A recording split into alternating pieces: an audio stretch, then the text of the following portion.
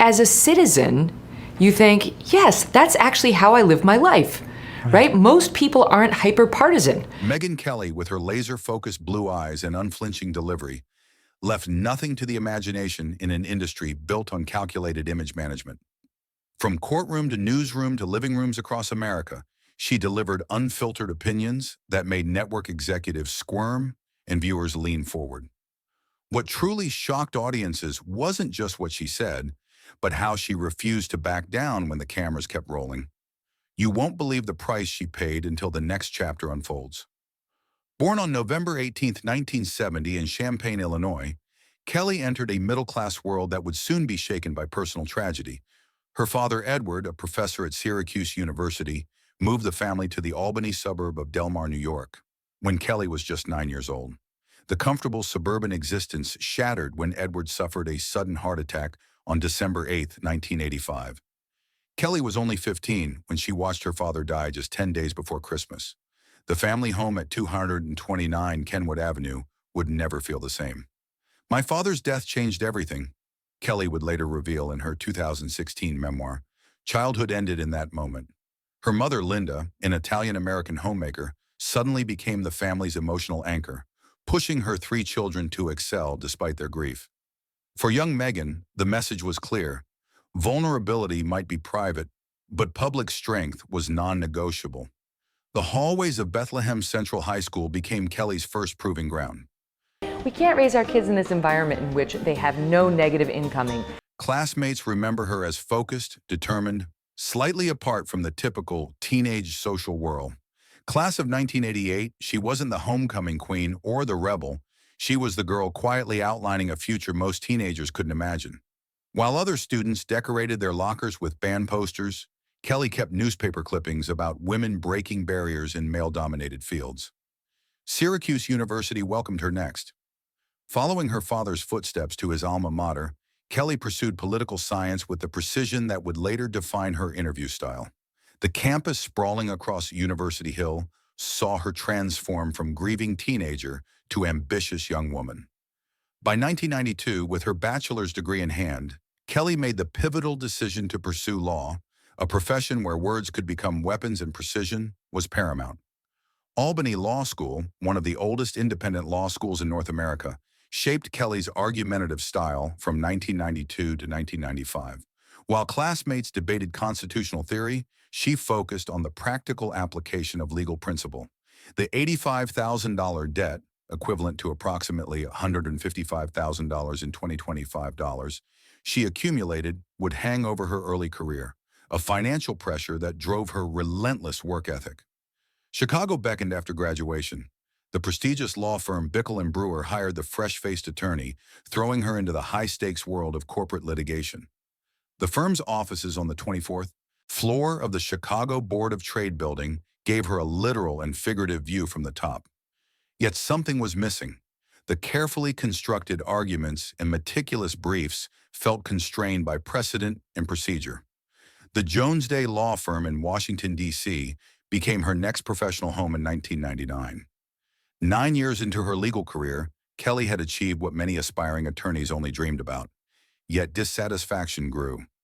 The 80-hour work weeks and sterile conference rooms were financially rewarding, but spiritually draining. At age 30, watching the dramatic coverage of the 2000 presidential elections Florida recount, Kelly's attention drifted from legal briefs to breaking news. A seed was planted. "I realized I was on the wrong side of the camera," she would later tell Charlie Rose. But that was just the beginning. You may have heard that yesterday we had a discussion here about political correctness and Halloween costumes. The leap from law to journalism came in 2003. Kelly, armed with nothing but personal savings and a hastily assembled audition tape, cold-called every news station within driving distance of Washington, D.C., WJLA, the ABC affiliate serving the nation's capital, finally took a chance on the attorney with no journalism experience.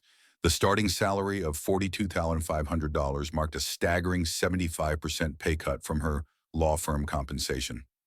The station's Rosslyn offices became Kelly's crash course in broadcast journalism.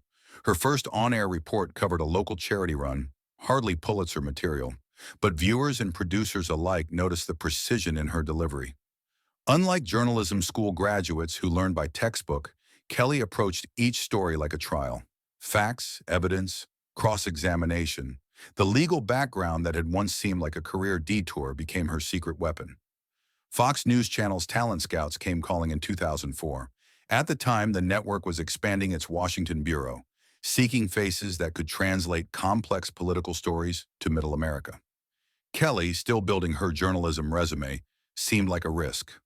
Roger Ailes, Fox News' controversial chairman, saw something others missed: a fearlessness behind the polished exterior. The network offered her a position as a Washington correspondent with a salary of $200,000, still less than her peak legal earnings, but a validation of her career gamble. Kelly's first major assignment covered the 2004 presidential election between George W. Bush and John Kerry. Working from Fox's cramped Washington studio at North Capitol Street, she transformed legal analysis into accessible political commentary. Within months, she was appearing regularly on The O'Reilly Factor, then averaging 3.1 million nightly viewers. While established correspondents chased campaign buses, Kelly focused on legal aspects of election law, her specialized knowledge transforming a potential weakness into a standout strength. The years between 2005 and 2010 saw Kelly's methodical rise through Fox's ranks. America's Newsroom, which she co-anchored with Bill Hemmer starting in 2007, averaged 1.4 million viewers, a 23% increase over the previous programming block. When Kelly took maternity leave after the birth of her first child in 2009, network executives realized just how valuable she'd become. Viewership dipped noticeably in her absence. "We knew she was different," a former Fox producer later told Vanity Fair. "Most anchors need the network more than the network needs them." With Megyn, the equation was reversed. But success came with scrutiny. I was doing it. I was doing well. I was making my bones. I was reporting on big cases at the Supreme Court using my legal background. The transformation from attorney Megyn Kelly to cable news star Megyn Kelly required more than just a career change. It demanded an image overhaul. The conservative suits and minimal makeup of her legal days gave way to camera-ready styling. Her natural blonde hair became progressively lighter, her wardrobe more tailored to the Fox News aesthetic. A 2010 GQ photo shoot featuring Kelly in a black slip dress sparked controversy and boosted her profile simultaneously. "The visual medium of television is what it is," Kelly told an interviewer when questioned about her appearance. The carefully calibrated response revealed her growing media savvy, acknowledging the reality without apologizing for it. While male anchors aged comfortably into their roles as distinguished commentators, Kelly navigated the treacherous waters of being a female broadcaster approaching 40 in youth-obsessed television. The December 2010 launch of America Live placed her in the coveted 1 to 3 p.m. time slot, a show that would average 1.6 million viewers, outperforming CNN and MSNBC combined in the same period. Behind the scenes, Kelly fought battles invisible to viewers. Network memos, later revealed through various media reports, showed executives critiquing everything from her vocal cadence to her hairstyle. The attorney who once commanded courtrooms now fielded notes about smiling more frequently. The 2012 presidential election coverage saw Kelly working punishing hours while pregnant with her third child. During commercial breaks, she would disappear to manage nausea away from the cameras. The physical studio itself became both showcase and cage. The Kelly File set, unveiled in October 2013, featured dramatic lighting designed to highlight her features and create what one network memo called a commanding presence. The show's time slot, 9 p.m. Eastern, directly following Bill O'Reilly's ratings juggernaut, positioned Kelly as the network's rising star. The first week averaged 2.8 million viewers, exceeding Fox's already high expectations by 34%. "I'm not a political person," became Kelly's frequent refrain, even as her platform grew increasingly political. The attorney-turned-anchor was constructing a persona that transcended simple left-right divides, the equal opportunity interrogator. But the carefully constructed image would soon be tested by events no network could script. Market experts are using the word recession and terms like economic hurricane and unprecedented. Not good. Then everything changed. August 6, 2015, Cleveland, Ohio. The first Republican presidential primary debate of the 2016 election cycle. Fox News had selected Kelly as one of 3 moderators, a prestigious assignment watched by 24 million viewers, making it the highest-rated primary debate in television history. 12 minutes into the broadcast, Kelly turned to candidate Donald Trump with a question that would alter both their trajectories. You've called women you don't like fat pigs, dogs, slobs, and disgusting animals. You've called women you don't like fat pigs, dogs, slobs, and disgusting animals. Before she could finish, Trump interrupted with what would become an infamous line. Only Rosie O'Donnell. What I say. And honestly, Megyn, if you don't like it, I'm sorry. I've been very nice to you, although I could probably maybe not be based on the way you have treated me. Kelly pressed forward. For the record, it was well beyond Rosie O'Donnell. Your Twitter account has several disparaging comments about women's looks. You once told a contestant on Celebrity Apprentice it would be a pretty picture to see her on her knees. Does that sound to you like the temperament of a man we should elect as president? The exchange lasted just 3 minutes and 24 seconds of airtime. The aftermath would last years. By morning, Kelly had received over 2,700 threatening messages. Trump took to Twitter, claiming Kelly had blood coming out of her wherever, a comment that dominated news cycles for days. Security personnel were assigned to Kelly's $4.5 million home in Rye, New York. Her children, aged 6, 5, and 2 at the time, couldn't play in their own yard without guards present. Fox News found itself in unprecedented territory. The network that had built its brand on conservative-friendly coverage was suddenly at odds with their Republican frontrunner. Behind closed doors at Fox headquarters at 1211 Avenue of the Americas, executives debated how to proceed. Defending their star anchor meant potentially alienating Trump supporters. Supporting Trump meant undermining Kelly's journalistic integrity. The controversy generated ratings gold. Kelly's viewership spiked 10% in the weeks following the debate. But the personal cost mounted. Death threats arrived daily. Public appearances required security details that cost the network an estimated $75,000 per month. It wasn't clear. He was always bawdy and had an inappropriate sense of humor. Kelly's children asked why people were saying mean things about their mother on television. I felt like a hunted animal, Kelly later wrote. The hunter, ironically, was now the president of the United States. But that confrontation was merely the public-facing drama. Behind the scenes, another battle was brewing, one that would force Kelly to choose between her skyrocketing career and her personal integrity. The strain began to show. Kelly's characteristic on-air confidence remained intact, but colleagues noticed subtle changes. The makeup team worked longer hours, concealing signs of exhaustion. Production assistants were dispatched for more frequent coffee runs.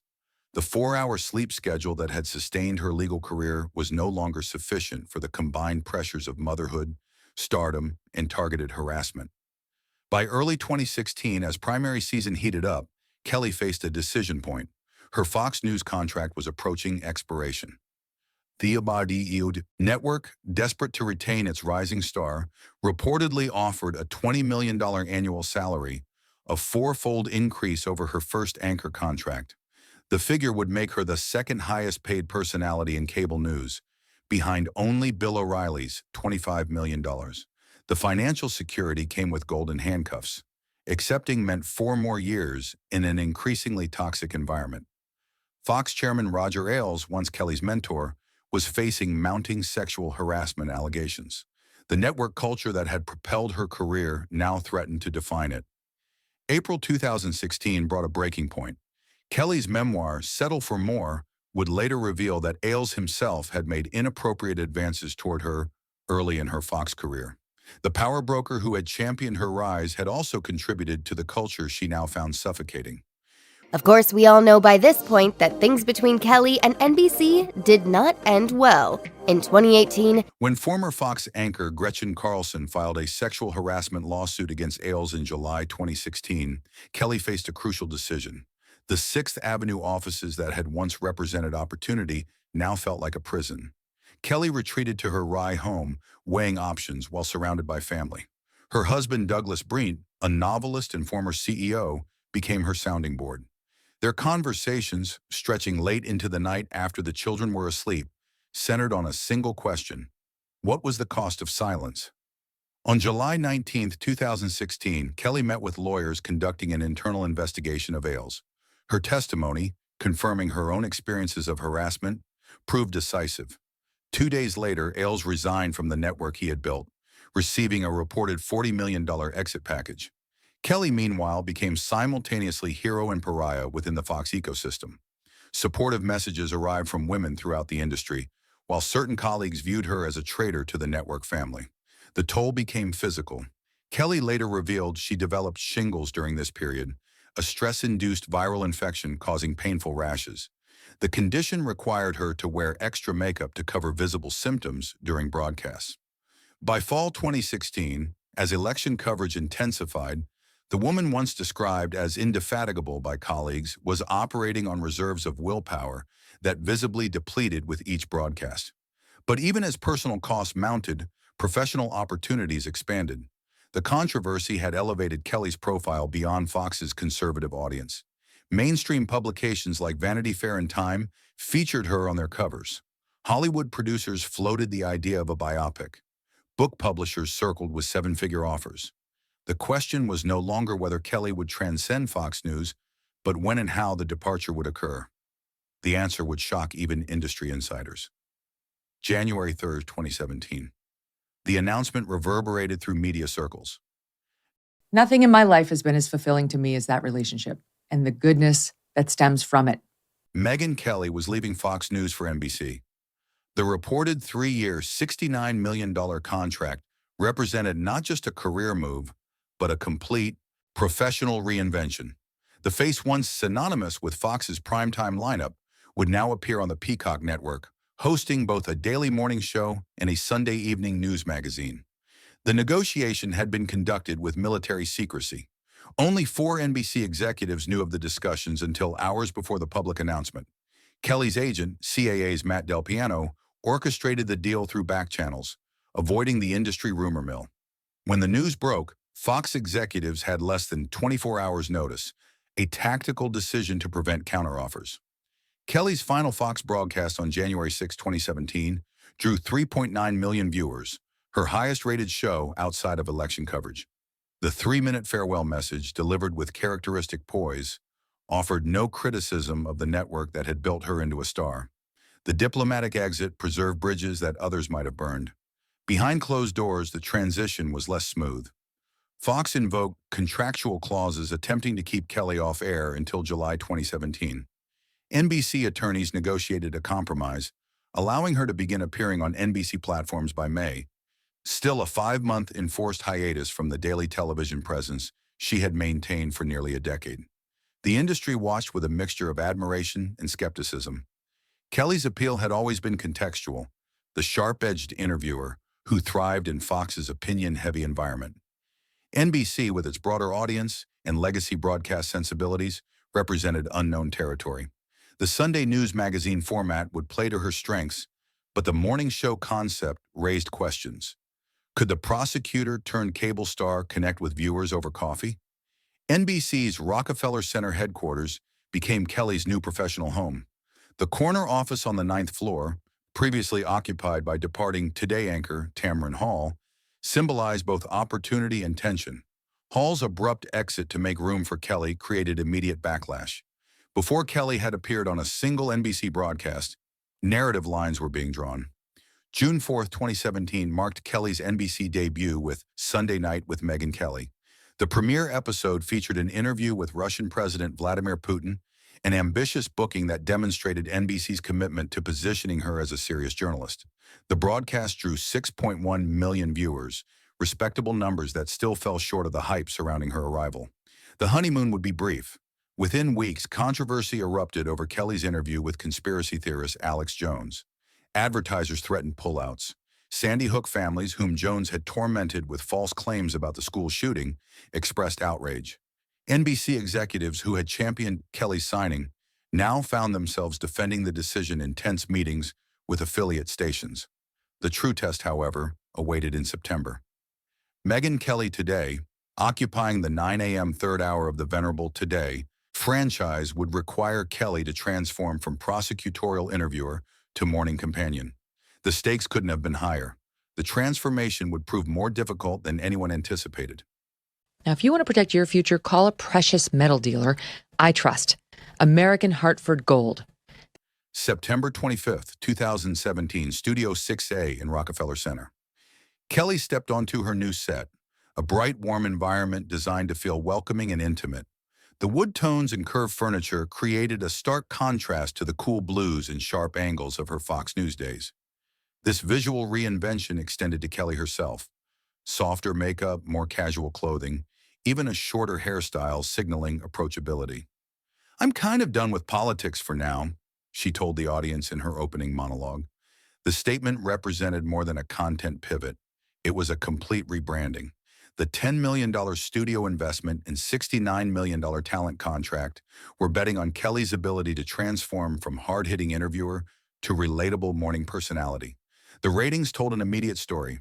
The premiere week averaged 2.5 million viewers, a 12% decline from the same time slots previous year. By week 3, viewership had dropped to 2.1 million. NBC executives who had championed the expensive acquisition found themselves defending the investment to parent company Comcast. Behind the scenes, Kelly worked to adapt. The 4 a.m. call times, arriving at Rockefeller Center while most of New York still slept, allowed for intensive preparation. Production meetings showed a Kelly determined to master this new format, studying successful segments and analyzing audience feedback with the same intensity she'd once applied to legal briefs. The reinvention extended beyond format to substance. Where Fox-era Kelly had avoided personal revelation, NBC Kelly shared stories about her children and marriage.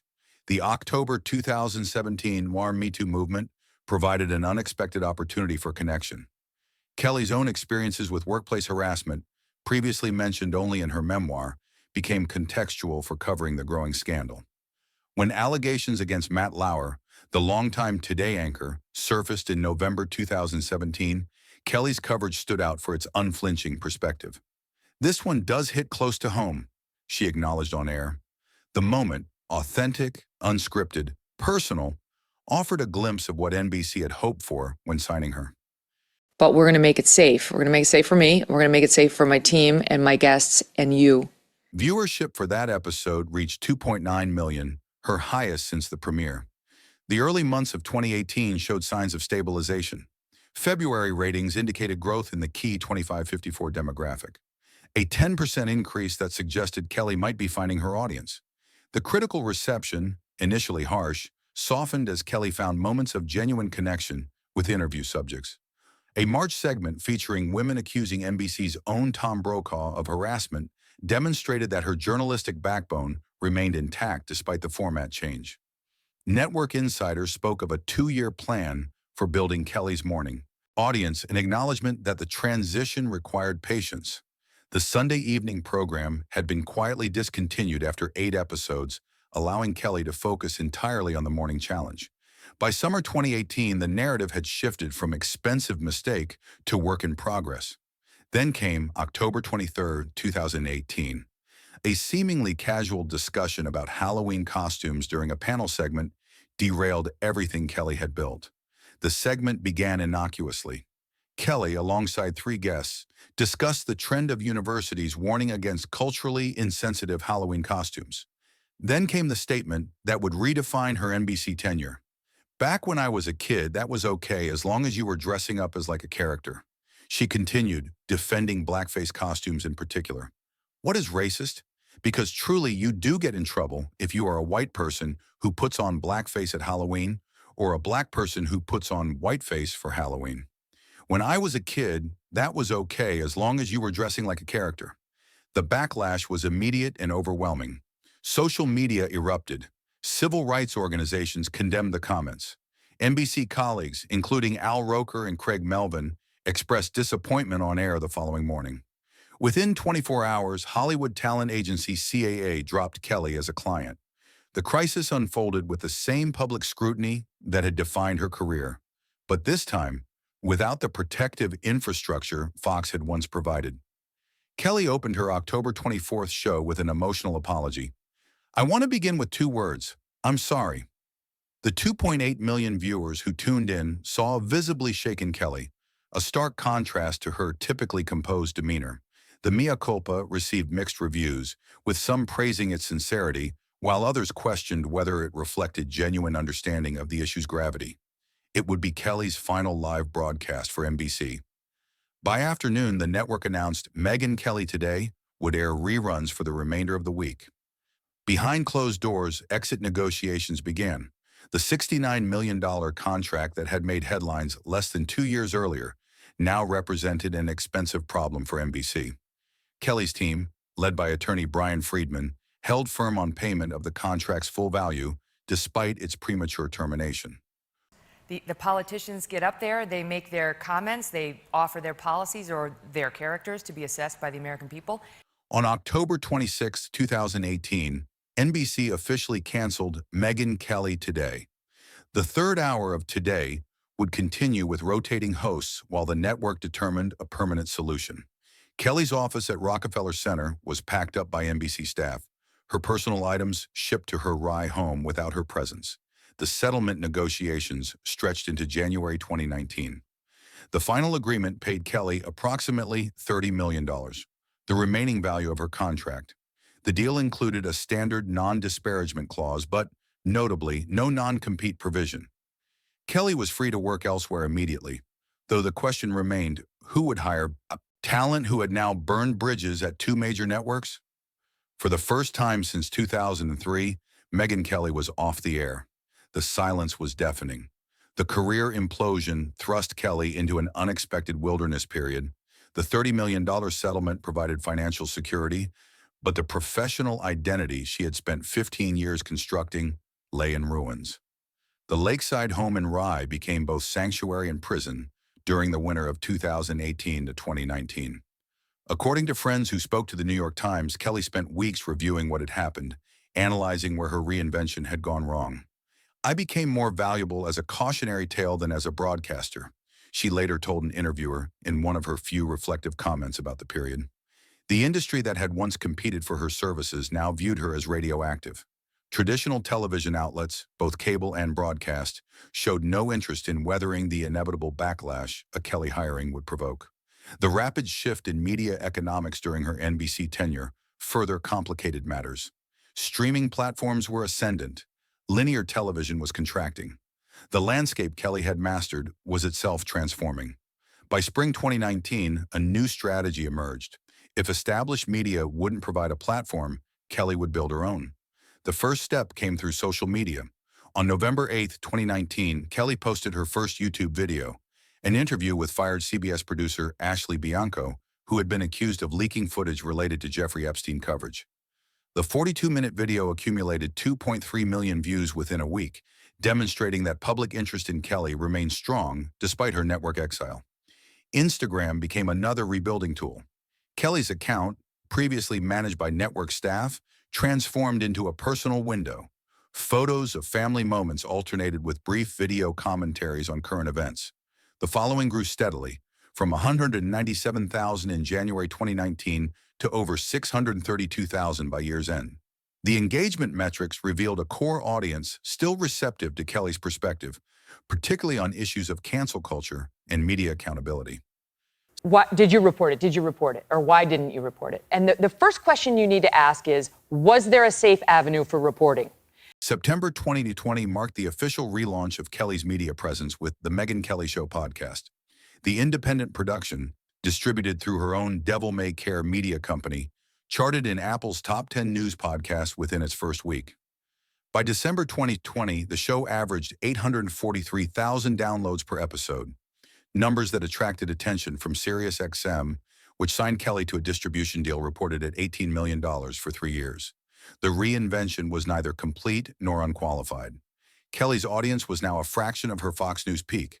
The podcast format, while offering editorial freedom, lacked the immediate cultural impact of television. Media critics debated whether the shift represented a strategic pivot or merely a fallback position after mainstream doors closed. Yet something had changed in Kelly, herself. The performative polish of her network days gave way to a more authentic presentation. Episodes frequently ran over 2 hours, a format impossible in the structured world of television. Conversations meandered, revealing a Kelly less concerned with sound bites than with substantive exchange. Without network executives monitoring every word, a different broadcaster emerged. The signature Kelly moment, the prosecutorial question that left interview subjects squirming, remained intact. But now it appeared alongside moments of vulnerability previously hidden from public view. The line between professional and personal, once rigidly maintained, blurred in this new medium. Whether speaking about her children's experiences with virtual schooling during the pandemic or acknowledging her own career regrets, Kelly allowed listeners glimpses behind the anchor desk persona. By 2022, The Megyn Kelly Show had established itself as a successful second act, different from, but informed by, her television career.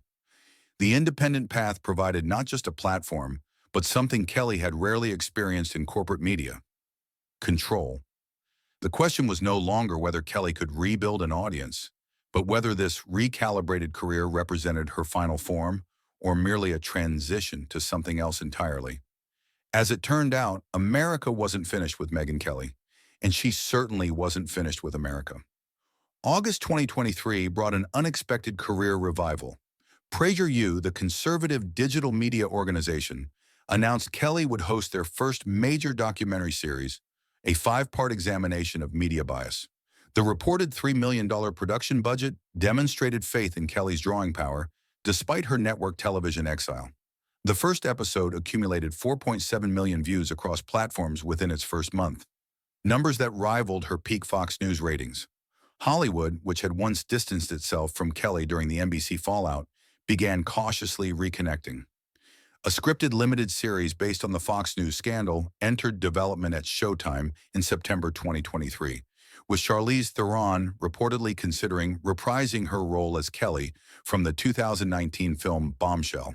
The project underscored Kelly's complicated cultural position, simultaneously controversial and commercially viable. Social media metrics reflected this renewed relevance. Kelly's Twitter following crossed the 2.5 million mark in October 2023, surpassing her peak during her Fox News days. Video clips from her SiriusXM show regularly generated viral moments, particularly when addressing cultural flashpoints around cancel culture, media ethics, and political polarization. Go to masterspas.com, put in the promo code MK to save $1,000 on a Michael Phelps swim spa. The 2024 presidential election cycle provided another spotlight. Kelly's December 2023 interview with candidate Donald Trump, their first extensive conversation since the infamous 2015 debate, drew 3.2 million YouTube views. The exchange, conducted without the network constraints that had shaped their previous encounters, revealed a different dynamic between the two media personalities. Kelly's questions remained direct, but the hostility that had defined their relationship had evolved into something more nuanced. Kelly's 2024 coverage demonstrated how thoroughly she had adapted to the digital landscape. Live debate reactions streamed on YouTube accumulated larger audiences than many cable news programs covering the same events. The SiriusXM show expanded to include video components, creating content optimized for platform-specific distribution. A Kelly segment criticizing mainstream debate coverage in May 2024 generated 7.3 million views across platforms, her highest-performing content since leaving television. Behind the scenes, Kelly's operation remained lean by design. Devil May Care Media employed just 14 full-time staff, a fraction of the production teams that had supported her network shows. The company's Manhattan studio space, a renovated loft in the Flatiron District leased for $28,000 monthly, served as both production facility and business headquarters. The streamlined operation maintained profitability while preserving Kelly's creative control. September 2024 brought perhaps the clearest sign of Kelly's cultural rehabilitation. CBS News approached her about a potential contributor role for their election night coverage.